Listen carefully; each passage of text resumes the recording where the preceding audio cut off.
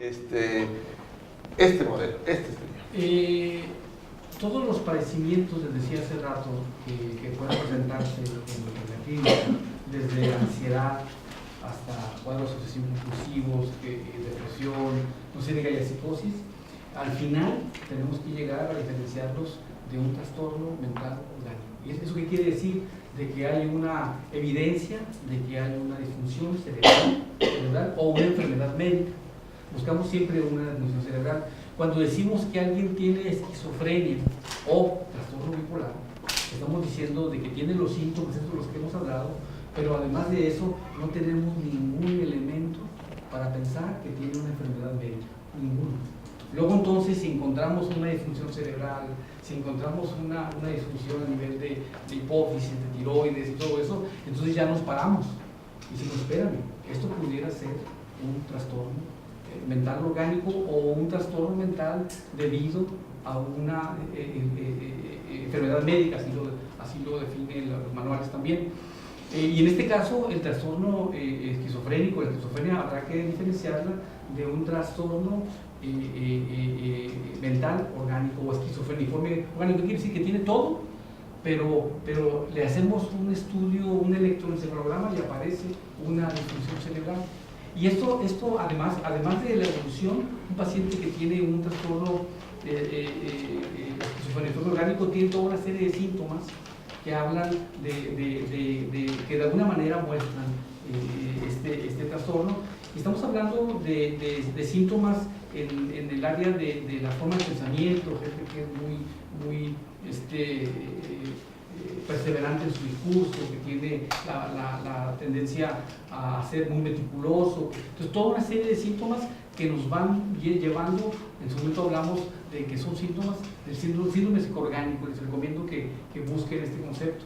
El síndrome psicoorgánico, que nos va a ayudar a rastrear un paciente orgánico, y en todos los casos tenemos que diferenciar clínicamente. Definitivamente que una vez que el paciente sale de una psicosis, sobre todo cuando es un joven, buscamos hacer todos los estudios para descartar organicidad. Entonces podría ser un cuadro psicótico debido a una deficiencia de hormona tiroidea, podría ser un cuadro esquizofrénico, pero esquizofreniforme debido a una epilepsia que en este momento no está manifestándose, sobre todo cuando hubo antecedentes en el pasado. Todos esos niños que convulsionaron cuando tenían temperatura, o sea, no todos convulsionamos solamente los que tenían la predisposición. Y si además me hace una psicosis, entonces yo ya me detengo, espérame. O sea, allí hubo algo que provocó que el niño convulsionara. ¿Sí pasa, doctor? Vamos a acelerar un poquito y vamos a entrar rápidamente vamos a ver un poquito veloz el capítulo de la bipolaridad. No hay que decirlo, ya sabemos todos lo que es el trastorno bipolar, pero sabemos que el sello de la bipolaridad son las olas de tipo maníaco, hipomaníaco, ¿verdad? Pareciera que si no hay una manía o una hipomanía no se pudiera hablar de trastorno bipolar. Todo eso está cambiando, por eso hoy se habla de espectro bipolar, ¿verdad? Una depresión grave, resistente, recurrente, puede llegar un momento en donde concluyamos que se trataba de un trastorno bipolar que no daba señales de manía, de hipomanía, pero que no respondía a ningún antidepresivo, y de repente olfateamos la bipolaridad, le dimos un esquema farmacológico de tipo de atención a la bipolaridad y responden y salen de la depresión. Pero bueno, el sello es la manía y la hipomanía. Entonces, todo esto hace que tengamos que también, así como hicimos un ejercicio al interior de la esquizofrenia sobre esos trastornos que son de forma esquizofrénica, pero no es esquizofrenia. Igual, al interior del trastorno bipolar, vamos a hablar de algunas características clínicas que no son un trastorno distinto, pero es un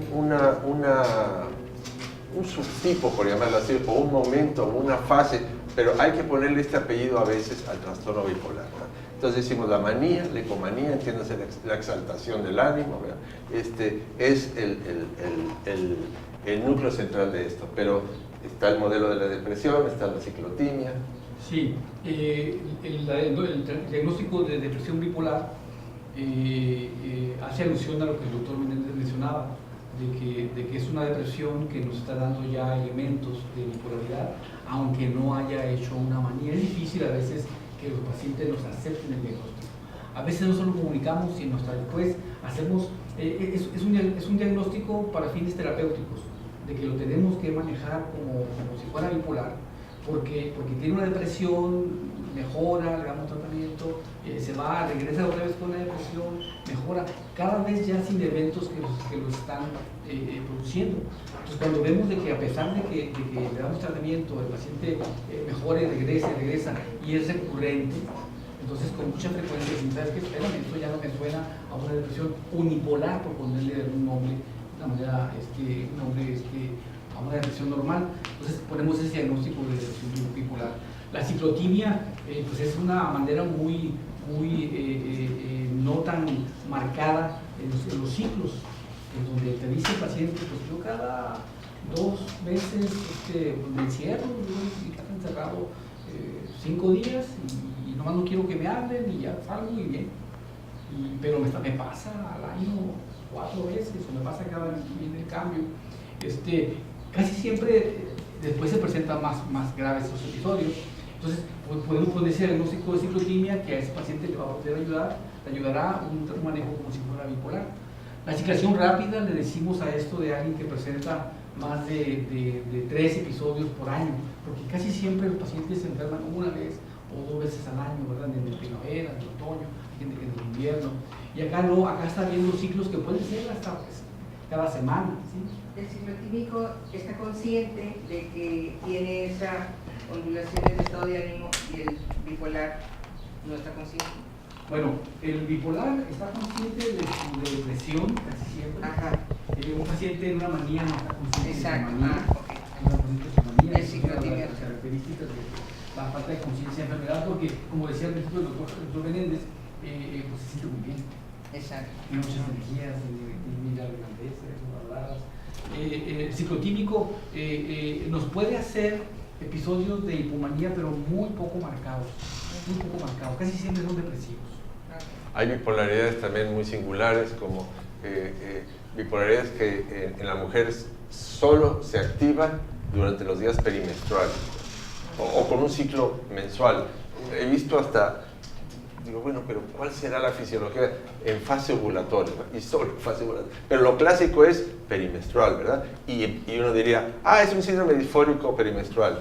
A ver, pero si toca la hipomanía, toca la disforia, toca la depresión, puede ser una forma bipolar que se activa en esos días, ¿verdad? Entonces hay que estar atentos. Y existe lo que se llama la personalidad hipertímica, ¿no? Que es esa persona que siempre está sonriendo, que todo es chiste, que jajaja, que jijiji, que habla mucho, y entonces pasa como el simpático, ¿verdad? Y lo es, de hecho. Puede cansar, ¿verdad? Porque no para de contar chistes, etcétera, etcétera. Y la personalidad hipertímica puede ser un pródromo, un antecedente, una señal de que esa persona tiene vulnerabilidad bipolar, y no habría que sorprenderse que esa persona, que era tan alegre, ¡pum!, se deprimió. Y dices, espérate, tenía una personalidad hipertímica y ahorita está deprimido, huele a bipolaridad. Sí, es una personalidad premórbida, como le decimos, ¿no? En el caso de la esquizofrenia es esquizoide, acá sería hipertímica. Bueno, y hay otros padecimientos que tienen esta forma maniatiforme, ¿verdad? Esta hiperactividad, ¿verdad? Que tenemos que hacer el diagnóstico diferencial. Ya mencionamos el fenómeno de las sustancias psicoactivas. Medicamentos también, ya se mencionaron. Uno clásico sería, y muy usado, y muy bueno, y muy útil, pero frecuentemente vemos que una complicación del uso de los corticoides, vemos cuadros de tipo maniatiforme, ¿verdad? Y están jajaja y jijiji, y no había tenido un cuadro así. No todos lo presentan, ¿verdad? Hay que tener cierta vulnerabilidad, ¿verdad? O haber estado muy expuesto a corticoides, y entonces se presentan este tipo de cuadros. Y luego está el gran capítulo del el famoso trastorno por déficit de atención con hiperactividad, ¿verdad? A veces distinguirlo de la personalidad hipertímica no es fácil, ¿verdad? Es alguien que, a mí me gusta la adrenalina, yo soy súper hiperactivo, etcétera, etcétera. Lo que más vemos en realidad es una comorbilidad, ¿verdad? Es muy frecuente ver bipolaridad que tiene simultáneamente un trastorno por déficit de atención, ¿verdad? Ver un trastorno por déficit de atención que sea tan intenso que digamos, ay, nos confunde con un cuadro hipomaníaco maníaco, no, eso no lo vamos a ver. Si le vemos algo que huele a hipomanía o manía, podrá tener un déficit de atención, pero hay que irse sobre la bipolaridad, ¿verdad? De hecho, primero hay que atender la bipolaridad, ¿verdad? Si vemos que a pesar de atender la bipolaridad, de estar eutímico, el paciente nunca llega a estar eutímico en el sentido de estar sin altibajos, siempre hay cierta fragilidad en el caso de la bipolaridad, pero si en momentos de eutimia vemos que tiene todo el perfil de déficit de atención, a veces es una gran ayuda resolverles eso. En los centros de rehabilitación no es fácil, no es difícil encontrar que abunda la gente con déficit de atención, con hiperactividad, y eso a veces los lleva a consumir tal o cual sustancia. Hay un estudio clásico, ya tenemos como 4 años o algo así, pero fue la primera gran demostración en donde las personas que tenían déficit de atención y fueron tratadas en la infancia, tuvieron el mismo riesgo estadístico de abuso de sustancias que el promedio general de la población. Las personas que tuvieron trastorno por déficit de atención no atendido oportunamente tuvieron hasta 10 veces más riesgo de consumo de sustancias. Entonces, en ocasiones hay que poder identificar estas comorbilidades, ¿verdad?, para atender inclusive el abuso de sustancias. Claro que si alguien es alcohólico, hay que irse sobre el alcoholismo primero y después vemos que hay que detener la intoxicación. Pero este es un modelo de hiperactividad, el déficit de atención con hiperactividad, que es más característico del hombre. A veces se asocia con unos rasgos psicopáticos y entonces uno lo ve haciendo cosas, ¿verdad? Y si uno es alguien que hace tal pericia, ¿verdad?, cruza de edificio a edificio como el hombre araña, colgado de no sé qué, y a veces puede ser bipolaridad, ¿verdad? Bien.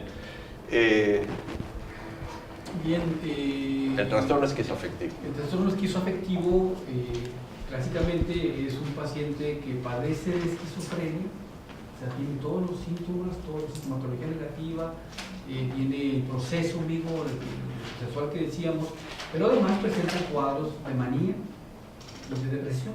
Entonces lo vamos a diferenciar del trastorno bipolar por la presencia de sintomatología negativa principalmente.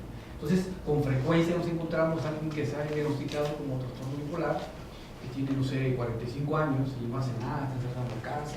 O sea, ese paciente no tiene un trastorno bipolar, es un paciente esquizoafectivo. ¿Sí?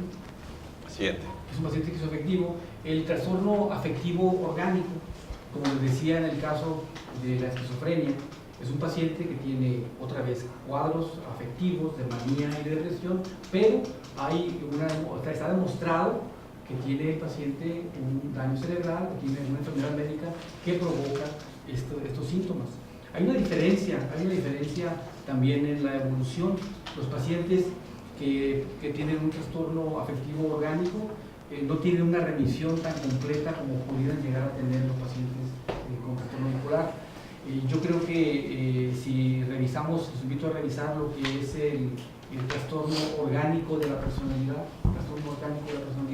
que de alguna manera está descrito en función de los cambios psicológicos que va teniendo un paciente epiléptico a través de los años, o sea que es el paradigma de la organicidad. Entonces, todos esos síntomas, aunque no haya epilepsia, se van presentando en los pacientes que tienen este diagnóstico. Y entonces son personas que tienen mucha impulsividad, que tienen... Estoy hablando del episodio de remisión, no hay depresión, no hay manía. O sea, no hay una estabilidad emocional, son personas que tienen pocas controles de sus impulsos primitivos, que ya sea comer, ya sea tomar, ya sea pelear. Entonces estamos viendo un paciente diferente al paciente con trastorno bipolar, pero principalmente vamos a decir que un paciente tiene un trastorno bipolar cuando tiene los síntomas que el doctor Meléndez ya mencionó, pero no hay ningún dato en donde haya alguna enfermedad médica, incluyendo la disfunción cerebral. Si encontramos disfunción cerebral y el paciente tiene un cuadro maniatiforme, es un trastorno afectivo orgánico. El manejo es distinto también, la evolución es distinta, el pronóstico es distinto. Bueno, pues les agradecemos su presencia y seguimos con el seminario de psicopatología. Les anunciaremos con tiempo cuál va a ser el tema, el área, la arista de la psicopatología con la que vamos a continuar en septiembre. Agradecemos su presencia y la confianza que tienen. Gracias.